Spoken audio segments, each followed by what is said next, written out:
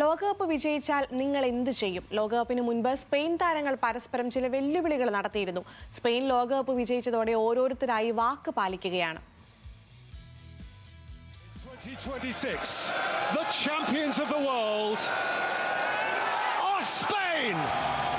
ലോകകപ്പിൽ അർജന്റീനയെ തോൽപ്പിച്ച കിരീടം നേടിയതോടെ കുടുങ്ങിയത് സ്പെയിൻ താരങ്ങളാണ്. ലോകകപ്പ് വിജയിച്ചാൽ ചെയ്യാമെന്ന് പറഞ്ഞ കാര്യങ്ങൾ ഓരോരുത്തരായി നടപ്പാക്കുകയാണ്. ആദ്യം വാക്കുപാലിച്ചത് സ്പെയിൻ പ്രതിരോധ താരം മാർക്ക് കുക്രയെയാണ്.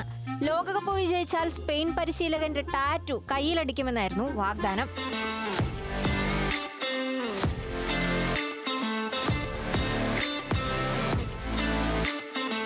ലോകകപ്പിൽ കളിക്കാൻ അവസരം ലഭിച്ചില്ലെങ്കിലും പറഞ്ഞ വാക്ക് ഗാവിയും പാലിച്ചു. മുടിക്ക് പിങ്ക് നിറമടിക്കുമെന്നായിരുന്നു ഗാവിയുടെ വെല്ലുവിളി.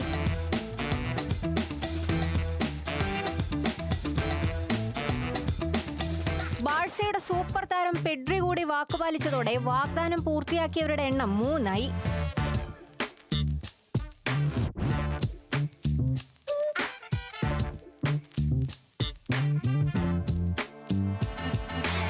ഇനി വാക്ക് പാലിക്കാനുള്ളത് 2 പേരാണ്.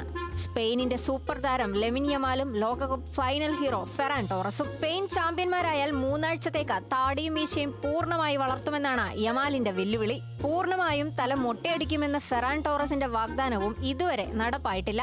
3 താരങ്ങൾ വാക്ക് പാലിച്ചതിനാൽ മറ്റു 2 പേരും വാഗ്ദാനം പാലിക്കുന്നതിനായി കാത്തിരിക്കുകയാണ് ആരാധകർ. Sports desk, news Malayalam.